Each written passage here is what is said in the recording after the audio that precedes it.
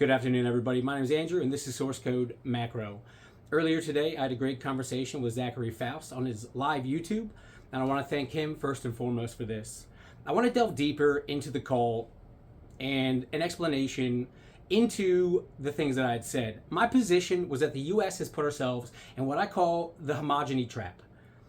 We are now a global superpower and have been for the past 70 years.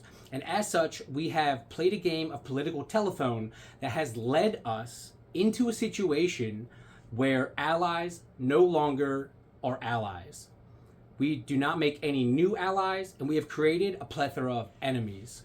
As the world pivots into the second quarter of the 21st century, the geopolitical and economic architecture that defined the post-Cold War era has effectively dissolved. The global operating environment of 2026 is no longer characterized by the aspirational integration of markets or the convergence of liberal democratic norms. Instead, a new paradigm has crystallized. One defined by offensive realism, strategic protectionism, and weaponization of interdependence. This report, commissioned to provide the fundamental and foundational strategic assessment for the institutional planning, offers an exhaustive analysis of the intersecting vectors of instability that define our new era. This transition from 2025 to 2026 has been marked by a shift from theoretical competition to material and kinetic confrontation. The United States, grappling with national debt that has breached the $38.5 trillion threshold as of early 2026, has fundamentally recalibrated its engagement with the world. Some people, many people know, I don't think enough people know, right now, our economic debt is no longer being purchased year over year more. It's being purchased year over year less. As such, we've been on a decline for about 20 years. The Fed is now largely purchasing our debt. We did it in 2020, 2019 actually, led into 2020, and we're doing it again now. The 2025 National Security Strategy explicitly abandons liberal internationalism, explicitly prohibits, in favor of a doctrine rooted in offensive realism or sovereignty, prioritizing reindustrialization, the aggressive enforcement of spheres of influence, and the protection of cultural identity as a core and security interest. This strategic pivot is not merely protection of cultural identity as a core security interest. This strategic pivot is not merely rhetorical. It has manifested in kinetic operations such as Operation Absolute Resolve in Venezuela, and the hardening of the Lithium Triangle security architecture in South America. Simultaneously, the global resource war has escalated from a competition for market share to a battle for survival. The expansion of the U.S. Critical Minerals List, CML, to include foundational industry metals like copper and silver acknowledges a stark reality. Important dependence is now a direct threat to national sovereignty. This recognition comes as the People's Republic of China, the PRC, implements rigorous export licensing regimes for strategic metals, effectively weaponizing its dominance over the supply chains for green energy and defense electronics. On the technological frontier, the convergence of artificial intelligence and biotechnology has introduced existential vulnerabilities that state actors are ill-equipped to manage. The emergence of deep research agents capable of bypassing safety alignments to generate bioweapon protocols represents a catastrophic failure of early regulatory frameworks. Coupled with the resurgence of the traditional pathogens and potential for AI-designed biological agents, the biosecurity landscape has become the most volatile domain of an asymmetric threat. These reports detail the developments synthesizing data from government releases, intelligent estimates, and economic forecasts that provide a comprehensive roadmap to the global current trajectory. It argues that the defining characteristic of the 2020s will be friction of fragility, where the collision of debt-constrained state capacity, youth-driven political realignment, and unconstrained technological proliferation creates a persistent state crisis.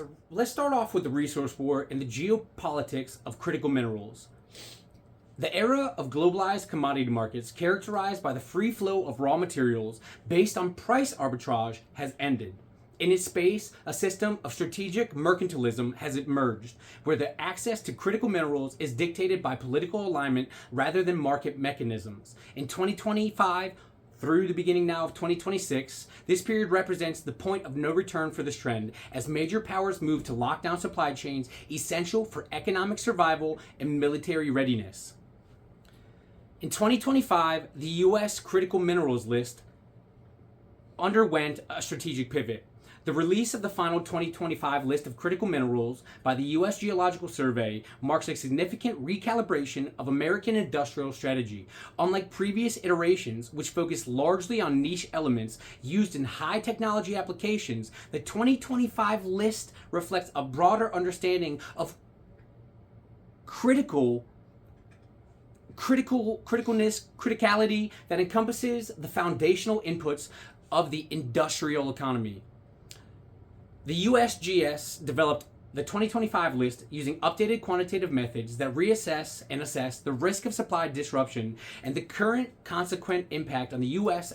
economy and national security. This methodology has shifted from a purely geological assessment to an economic security assessment. The final list adds tens of minerals: boron, copper, lead, metallurgical coal, phosphate, potash, rhenium, silicon, silver, uranium. This list, the inclusion of copper and silicon, is particularly pivotal. Despite being widely traded, their addition acknowledges the electrification of everything, from the grid to electric vehicles. Everything rests entirely on these two minerals: copper, silicon. Copper, silicon. Don't forget that. The absence from the 2023 Department of Energy critical materials list highlights how rapidly the assessment of vulnerability has shifted. The inclusion of metallurgical coal, phosphate, and potash signals a return from material basics. Phosphate and potash are critical for agricultural security, a recognition that food security is indistinguishable from national security in a fragmented global market where fertilizers can be exported and weaponized. A critical insight from the 2025 data is deepening complexity by the byproduct of dependency. Many critical minerals are not mined directly, but are produced as byproducts of other major commodities. I'll put a list down below, a table of the different products, but I'll go over them. Some of these highlights are rubidium, ruthenium, samarium, and scandium. The byproduct of rubidium is cesium and lithium. This is tied to the expansion of lithium mining, which supply is inelastic. It does not grow. It does not shift with the demand. The supply is there, and it is a very rare and necessary mineral. And ruthenium is byproduct nickel and platinum. The strategic implementation of this is it's vulnerable to disruptions in the platinum group metals, largely controlled by South Africa and Russia. What's going on there? In samarium, we derive rare earths, iron ore, mineral sands. Well, we're dependent on rare earth processing chains, which remain dominated by China. Scandium, what do we derive from that? Cobalt, nickel, titanium, zirconium. This is essential for aerospace alloys, tied to complex multi-metal supply chains. The byproduct of these relationships imply that the U.S. cannot simply ramp up production of scandium and ruthenium independent of host markets, nickel and platinum, many of which are volatile and controlled by adversaries. So where does this leave us? Well, China's weaponization of the supply chains. The geopolitical context of the expanded U.S. CML is the aggressive tightening of export controls by the People's Republic of China. As noted by Jack Lifton of the Critical Minerals Institute, the world has entered a phase where critical minerals are now dictating political decisions between countries. Let me say that again. This is a direct quote. Critical minerals are now dictating political decisions between countries. The pretense of a coordinated global market has been abandoned in favor of a free-for-all where every nation is effectively for itself. The rare earth embargo in 2025. This echoes the 2010 crisis with a greater precision and severity. Beijing effectively halted the export of rare earth elements to Japan in late 2025. The measure was a direct retaliation against Tokyo's decision to restrict dual-use technology sales to China. While Chinese government sources officially denied a coordinated embargo, Japanese firms across multiple sectors reported a sudden, simultaneous suspension of shipments involving heavy rare earths and essential magnet materials. This is de facto embargo. And this serves as a kinetic demonstration of China's chokehold strategy, using market dominance to punish compliance with US-led technology containment. Effective January 1st, 2026, China implemented a rigorous export licensing regime for several newly designated strategic metals. The Ministry of Commerce named only 44 companies authorized to export silver, 15 firms for tungsten, and 11 for antimony. By aggressively restricting the number of authorized exporters, Beijing has centralized control over these flows, allowing for the precise calibration of supply to exert geopolitical leverage. Let's move on to a little bit more in depth with silver. The restriction on silver is particularly damaging to Western green energy ambitions. Silver is primarily the component in photovoltaic cells, solar panels, we all know them as, and high-end electronics. The designation of silver as a U.S. critical mineral in 2025 was a direct anticipation of this vulnerability. By restricting silver exports, China threatens the economic viability of Western solar manufacturing initiatives. I'm going to put up a video later next week about the Green Initiative and its geopolitical and economic effects on the rest of the world. Let's move into tungsten and antimony. These metals are vital for defense applications. Tungsten is essential for kinetic energy penetrators and armor, while antimony is used in munitions and flame retardants. The tightening of these supplies is a direct challenge to the U.S. military-industrial base capacity to surge production in a conflict scenario. In the French aerospace vulnerability, the impact of these restrictions is global. It's not just here in the United States. It's not just across the pond. The French aerospace industry lobby warned in early 2026 that 90% of French aerospace rare earth needs are met by China. 90%, leaving their supply chain critically exposed to Beijing's political whims. As the resource war intensifies, the Lithium Triangle, comprising Argentina, Bolivia, and Chile, have become the primary theater of competition in the Western Hemisphere. Containing 60% of the world's known lithium reserves, this region is the strategic center of gravity for the global energy transition. Those countries, Argentina, Bolivia, Chile, what's going on there, guys? What's going on right near there? What countries does Venezuela border? How close? Either way, I don't want to get too far off topic there. I want to move into the U.S. Southern Command and our strategy there. General Laura Richardson, commander of the U.S. Southcom, has explicitly linked the security of the Lithium Triangle to U.S. national security. In testimony and public statements throughout 2025, General Richardson emphasized that the U.S. must not act as a big brother, but as a partner. Yet, the underlying strategic logic is one of denial and control. The U.S. approach involves a whole of government effort to leverage private capital. Again, Team USA is now executing a coordinated branding and investment strategy which aims to streamline tender processes for U.S. companies to compete for critical and necessary infrastructure projects, specifically targeting the extraction and logistics sectors currently being courted by Chinese state-owned enterprises. You'll hear me refer to these as SOEs. General Richardson has highlighted the need to brand and start bragging about U.S. contributions to counter the narrative of Chinese benevolence. However, the U.S. strategy has now shifted toward a more muscular enforcement of the Monroe Doctrine. Pause now, look up the Monroe Doctrine.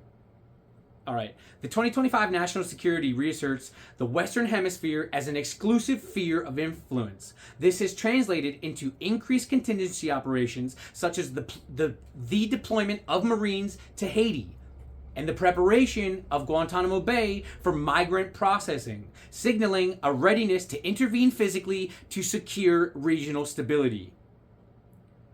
So, Chinese penetrates, and the Western countries, we countermove. China's Belt and Road Initiative has been deeply integrated and penetrated the region. Over 20 Latin American countries, including Chile, Argentina, signed on. China's strategy is comprehensive, linking infrastructure investments, ports, roads, necessary buildings with the extraction rights.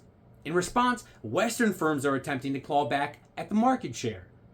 Rio Tinto's $825 million acquisition of the Rincon Lithium project in Salta, Argentina, represents a significant Western foothold. Nevertheless,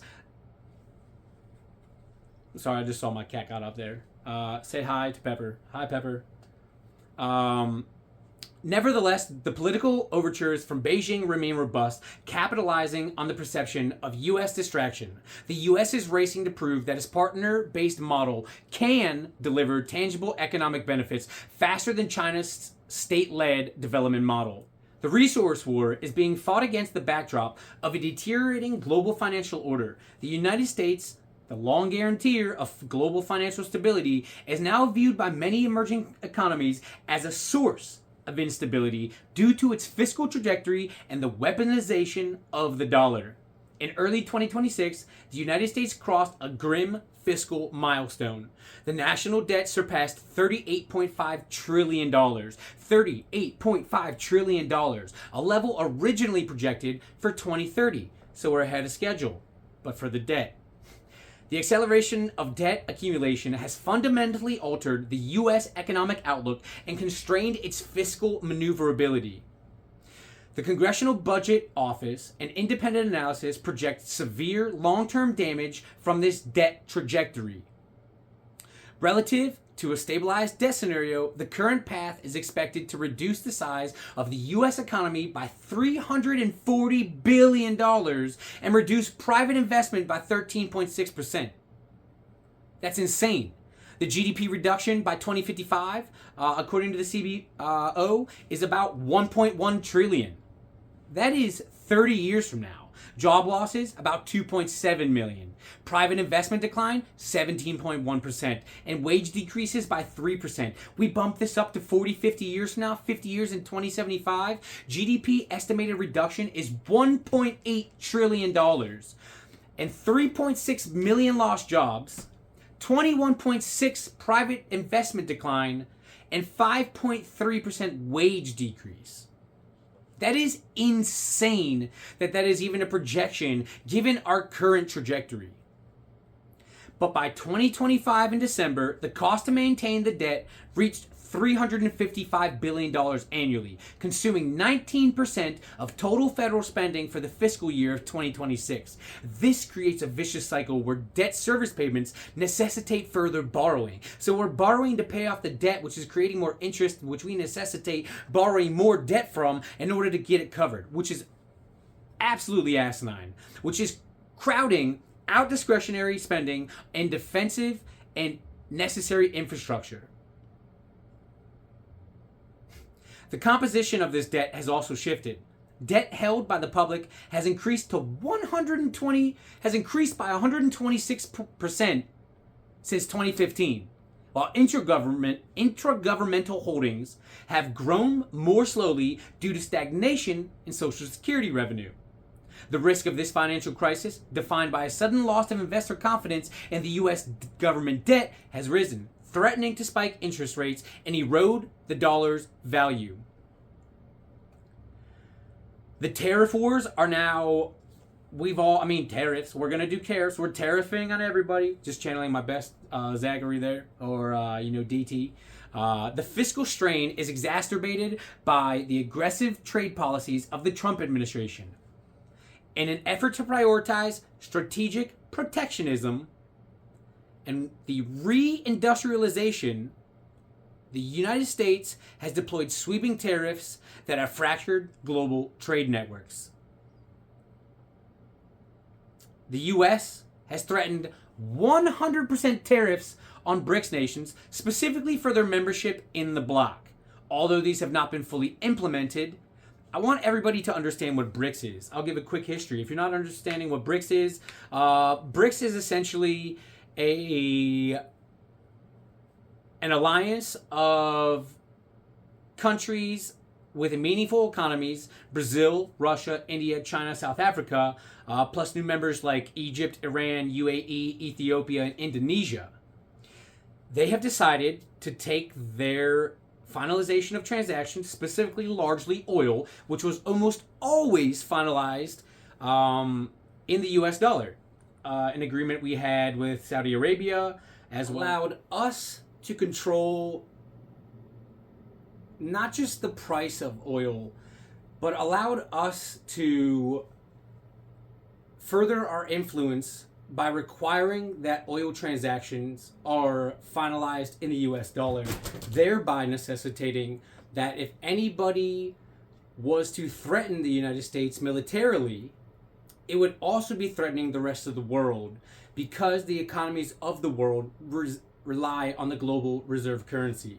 So despite the dollar dilemma, BRICS has pivoted its strategy.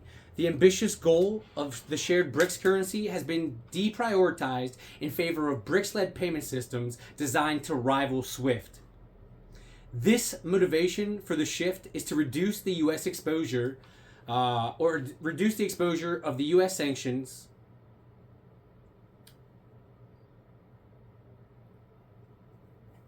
The motivation for this shift is to reduce exposure to U.S. sanctions and the weaponization of the dollar.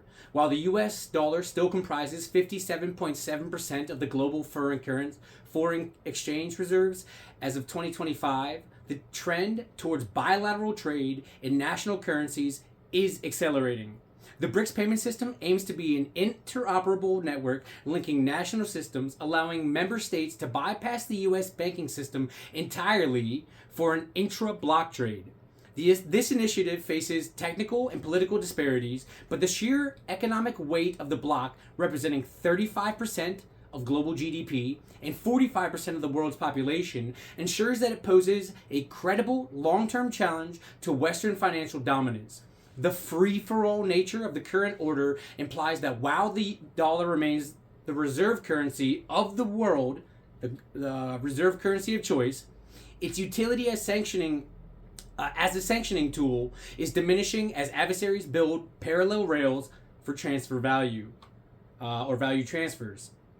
The 2025-2026 period has witnessed a fundamental doctrinal rupture in U.S. grand strategy.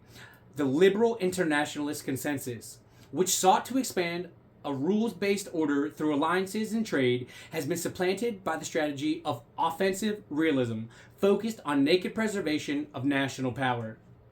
The 2025 U.S. Survey National Security represents the 2025 U.S. National Security Strategy represents the formalization of this new worldview. The analysis of the following data reveals a stark contrast with the 2022 NSS. The doctrine in 2022, liberal internationalists. 2025, under Trump now too as well, and not because of Trump. Offensive realism and sovereignty. World order. Well, in 2022, it was to defend and expand rules-based order. In 2025, competition between powers and spheres of influence is a key integral part to that world order. In Europe, a democratic pillar. As of 2022, the NSS.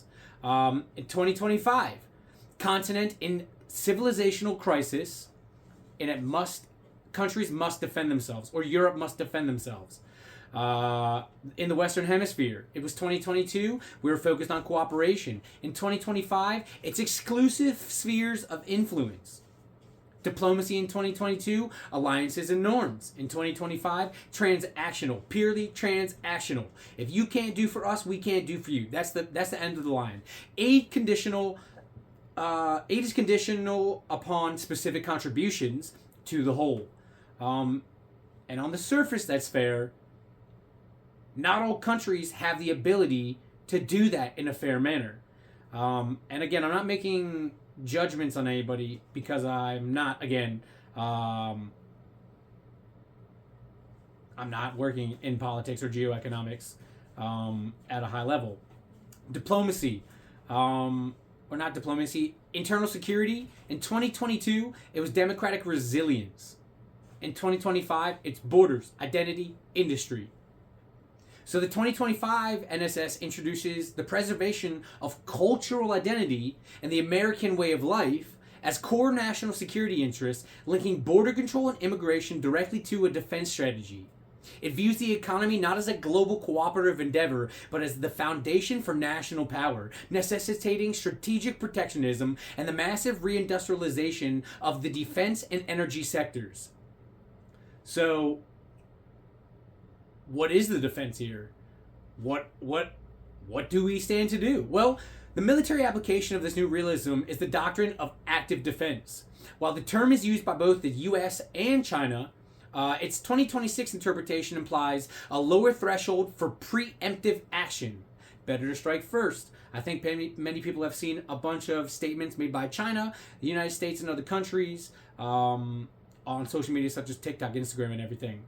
So the U.S. Cyber Command, U.S. Cybercom, and other combatant commands have adopted active defense to protect the industrial base. This involves engaging adversaries in gray zones, conflicts to disrupt attacks before they reach critical infrastructure.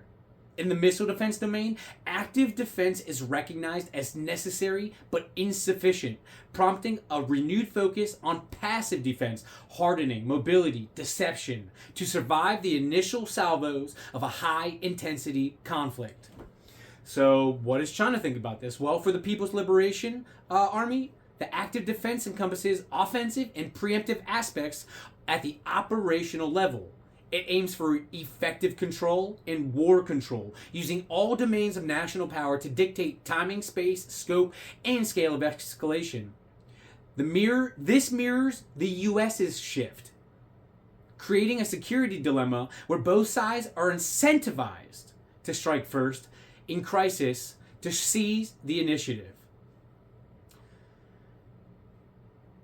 So with everybody on the same page in a Mexican standoff, where does this leave us now? Well, the discourse around preemptive and preventative strikes has re-entered mainstream military. I think we've all seen this in the past 2 months, especially in the past couple weeks.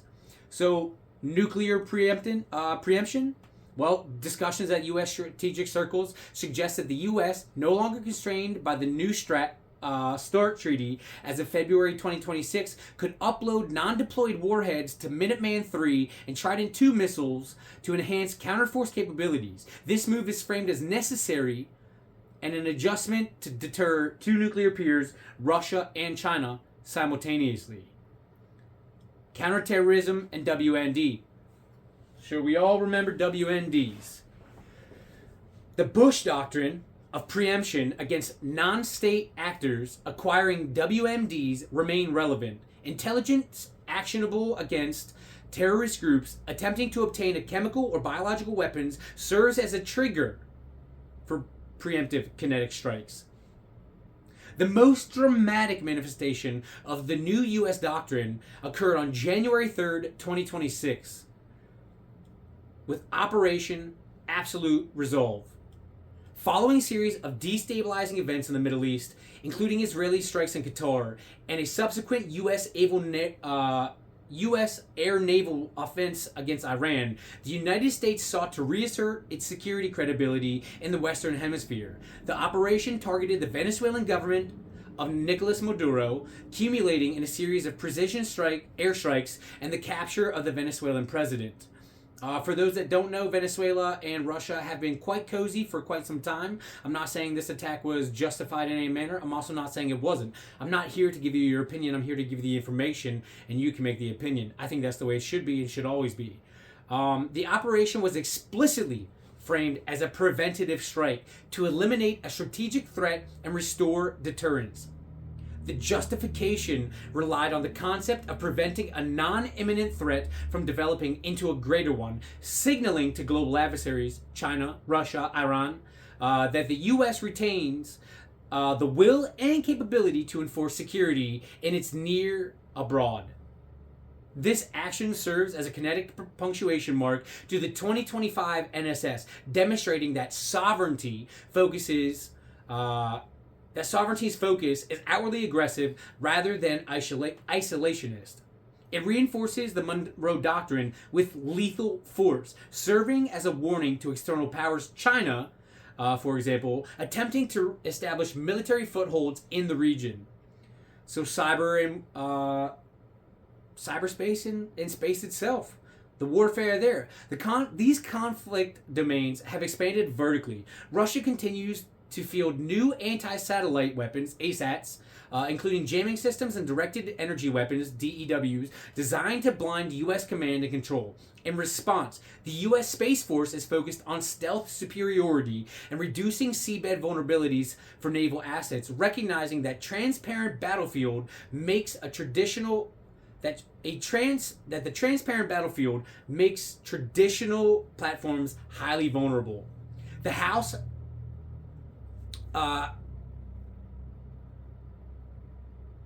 Appropriations Committee has directed the Navy to conduct additional research into underwater signatures to protect critical ocean test facilities, highlighting the vulnerability of the seabed infrastructure that underpins global connectivity. I don't know if you guys know this, but there is a long line that goes across the ocean that connects the internet. Yep, it also connects countries. I think you have probably heard of other countries, maybe around Denmark there was a line cut. It literally cuts your access to a majority of information. Obviously with satellites that's a little different, but a lot of it runs on this line that literally is strung across the ocean. So while kinetic wars are being fought over minerals and borders, a quieter, more existential conflict is unfolding at the intersection of artificial intelligence and biotechnology. By 2025, this convergence emerged as the most critical vulnerability in the global security architecture. The democratization of large language models and deep research agents has lowered the barrier to entry for synthesis and weaponization of pathogens. Research presented at the NeuralPS 2025 conference revealed fundamental flaws in the safety alignment of these AI systems. Well, they use plan injections, intent hijacking, and what these are is deep research agents designed to perform complex multi-step tasks by decomposing problems and retrieving information were found to be susceptible to novel hijack or jailbreak strategies that do not affect standalone LLMs. This technique involves removing safety considerations from the agent's generated plan and injecting malicious sub-goals. The agent focused on executing the plan ignores the safety constraints that it would typically use to block a directful and harmful query. What is intent hijacking? Well, this strategy reframes harmful queries, such as how to synthesize smallpox, as academic or defense research questions. The DR agent, Deep Research, programmed to assist with research, bypasses alignment defenses and generates professional-grade reports containing detailed and forbidden knowledge. Just imagine this in the hands of other people. Or state enemies. These vulnerabilities allow bad actors to generate actionable bioweapon protocols. The complexity of these agents weakens standard safety rails as a multi-step execution obfuscates the ultimate harmful intent of the model's safety filters. So what is the threat of these AI designed pathogens then? Well, the risk is not limited to information retrieval. Biological action models called BAIMs, are now capable of designing novel pathogens. The EVO2 model, released in 2025, the EVO2 model, 40 billion parameters, is capable of biological design tasks. While it underwent safety evaluations, the proliferation of such models increases the risk of dual use capacity. AI designed pathogens themselves. The concept of an AI-designed pathogen that mutates in real time to evade detection is now considered a plausible threat vector. Such a pathogen could be engineered to bypass current surveillance methods, and medical countermeasures. And then emerging from research into using magnetic fields, also known as magnetogenics. They use these magnetic fields to control cellular functions, and it raises the specter of magnetotic tactic bacteria engineered to manipulate human biology. This creates a potential intersection between biological warfare and electromagnetic spectrum operations, allowing for the remote manipulation of biological systems. Think about COVID on COVID steroids. Supply chain vulnerabilities and split ordering. This has now caused the physical pathway to bioweapons and the synthesis of DNA to remain in a critical chokehold point. However, the 2025 landscape has exposed the vulnerability of split ordering. A malicious actor could obfuscate the order of a dangerous DNA sequence by splitting it into fragments and ordering them from different providers. These fragments can then be assembled to create dangerous sequences. The U.S. Framework of Nucleic Acid Synthesis Screening, which was updated 2025, attempts to address this by facilitating data sharing between providers to detect such patterns. However, the efficacy of this framework depends on global compliance, which is lacking in this fragmented international system. And then, as things happen stemming from 2020, we all know COVID, 2019, the theoretical risks of an AI bioweapon are amplified by the degraded state of the global public health infrastructure. As you all know, we pulled out of the WHO. The fragility of this system, not the WHO, but the system as a whole, was highlighted by a severe outbreak of measles in 2025 in the United States, with 1,288 cases reported, the highest in 33 years. This resurgence, driven by declining vaccination rates and the spread of medical disinformation, degrades the herd immunity shield. A population unable to contain a known vaccine-preventable disease like measles is catastrophically vulnerable to a novel AI-designed pathogen. So rounding this all out, this geopolitical and technological shift described earlier are driving deep societal fissures. I think we feel that more than ever here in the United States. The friction of fragility is evident in the collapse of trust in institutions, particularly within our younger generations, leading to volatile political realignments.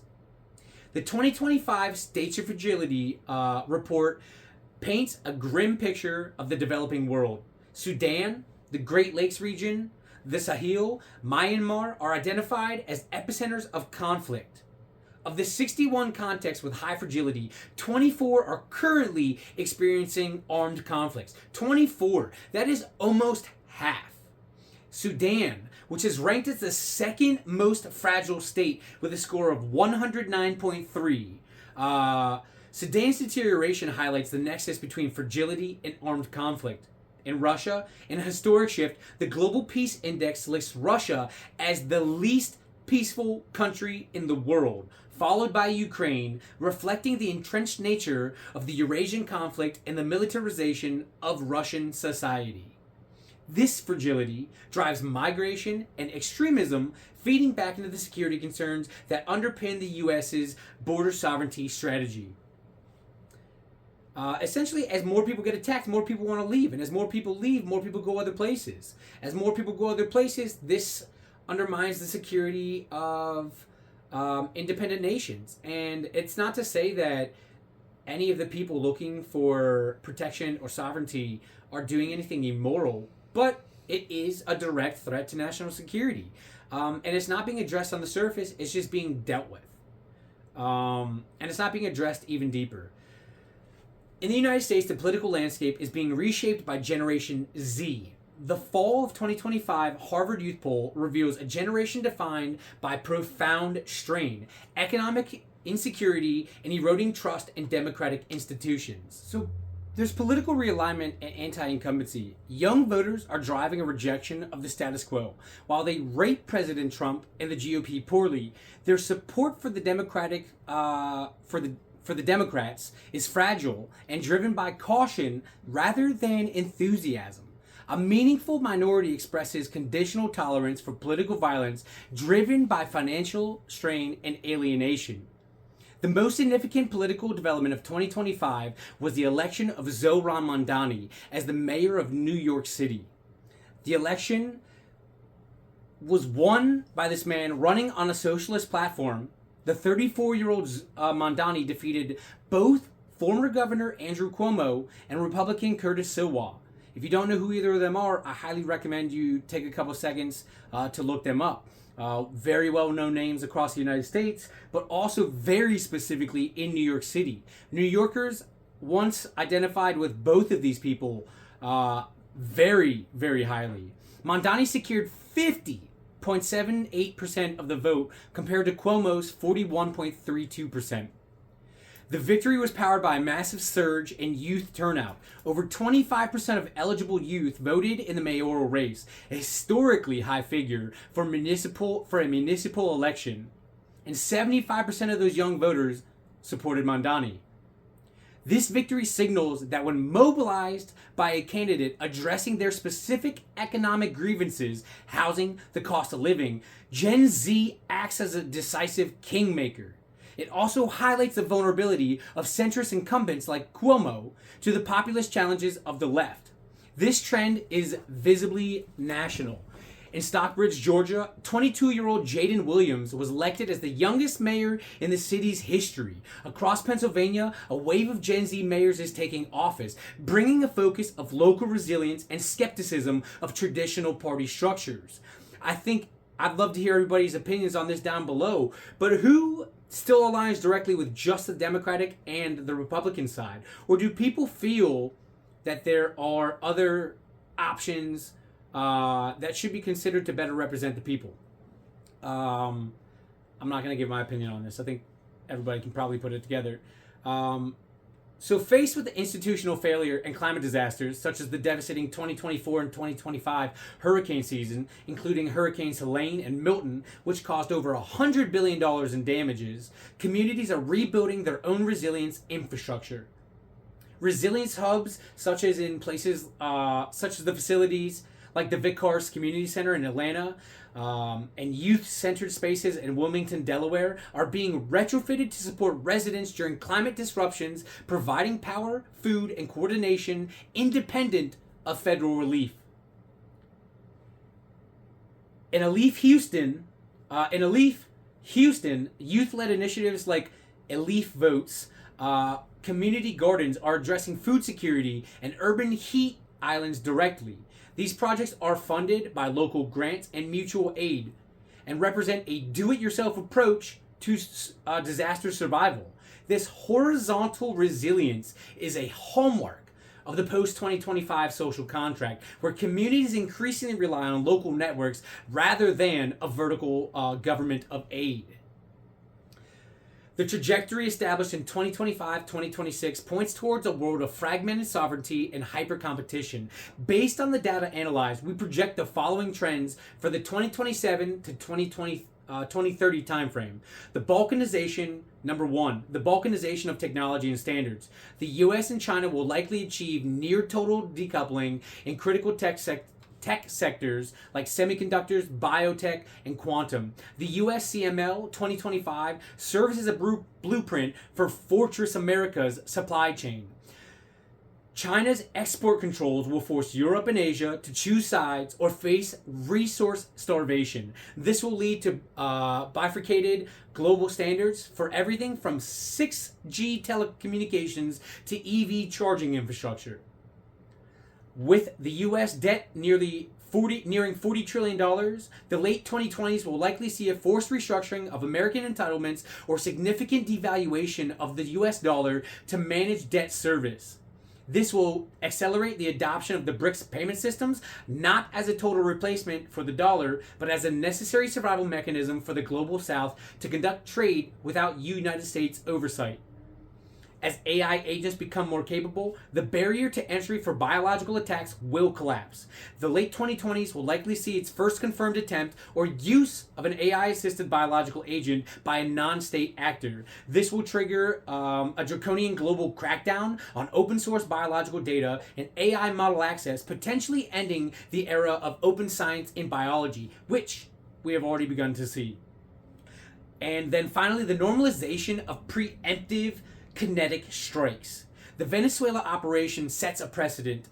Active defense will prioritize and normalize preemptive strikes against perceived threats to supply chains or national security, where the two are becoming inseparable, where the supply chain is the national security.